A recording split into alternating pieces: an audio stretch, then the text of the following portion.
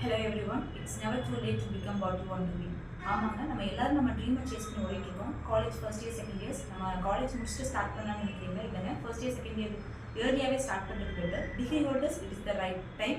Working professionals நான் எப்படி working manage பண்ணிட்டு காம்படிட்டிவ் எக்ஸாம்ஸ்க்கு ப்ரிப்பேர் பண்ணுவேன்னு நினைக்காதீங்க. It's better late than never.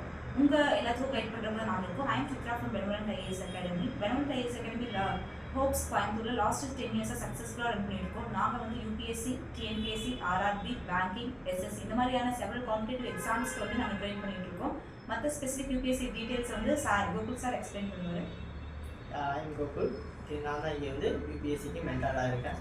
Okay, இங்கே யூபிஎஸ்சிக்கு வந்து என்னெல்லாம் ப்ரொவைட் பண்ணுவோம் அப்படின்னு கேட்டிங்கன்னா ஒரு ப்ராப்பர் டைம் ஷெட்யூலோட உங்களுக்கான கிளாஸஸ் இருக்கும்.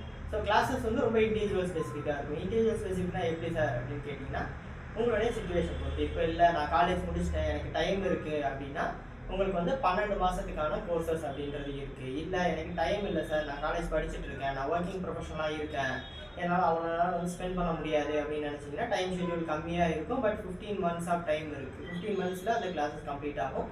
இல்லை சார் என்னால் வீக் டேஸே வர முடியாது, நான் வீக்கெண்டில் தான் வருவேன் அப்படின்னு ஆசைப்பட்டீங்க அப்படின்னா வீக்கெண்ட் கிளாஸஸும் இங்கே இருக்குது. It will be completed within 18 months of time. Okay, daily கிளாஸஸில் என்னதான் சார் பண்ணுவோம், ஒரு சப்ஜெக்ட் தான் நடக்குமா அப்படின்னு கேட்டால் இல்லை. சப்ஜெக்டோட சேர்த்து நம்ம வந்து பிவைக்யூ ப்ரீவியஸ் இயர் கொஷின் பேப்பரோடைய ட்ரெண்டு, அதில் ப்ரீவியஸ் இயர் கொஷின் பேப்பரில் என்ன கேட்டிருக்காங்க அப்படின்றத பற்றிலாம் அனலைஸ் பண்ணிகிட்டு இருப்போம். அதுக்கான கொஷின்ஸை சால்வ் பண்ணிகிட்டு இருப்போம். அது மட்டும் இல்லாமல் நியூஸ் பேப்பர் அனலைசிஸும் பண்ணுவோம். அதுக்கான நோட்ஸ் வந்து உங்களுக்கு கொடுக்கப்படும். அதே நோட்ஸ் வந்து மந்த்லி மேகசின்ஸாக நம்மளுடைய வெப்சைட்லேயே அப்லோட் செய்யப்படும். அதை வந்து நீங்கள் யூஸ் பண்ணிக்கலாம்.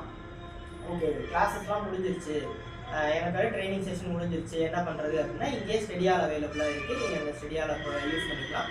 அங்கே நீங்கள் மட்டும் தான் இருப்பீங்களா? இல்லை, நாங்களும் இருப்போம். மென்டார்ஸ் உங்களோட கைடன்ஸ்க்காக உங்களுக்கு கூட இருப்போம். உங்களுக்கு என்ன டவுட்டாக இருந்தாலும் நீங்கள் கேட்டிங்க அப்படின்னா நாங்கள் உங்களுக்கு உடனே வந்து கிளியர் பண்ணி கொடுப்போம். அது மட்டும் இல்லை சார், எனக்கு மென்டாரிங் செஷனும் முடிஞ்சு போச்சு, எனக்கு எக்ஸாம் நெருங்கிடுச்சு, இப்போ நான் என்ன பண்ணுறது அப்படின்னு கேட்டிங்கன்னா நாங்களே அதுக்கான டெஸ்ட் சீரியஸும் வந்து ப்ரொவைட் பண்ணுறோம்.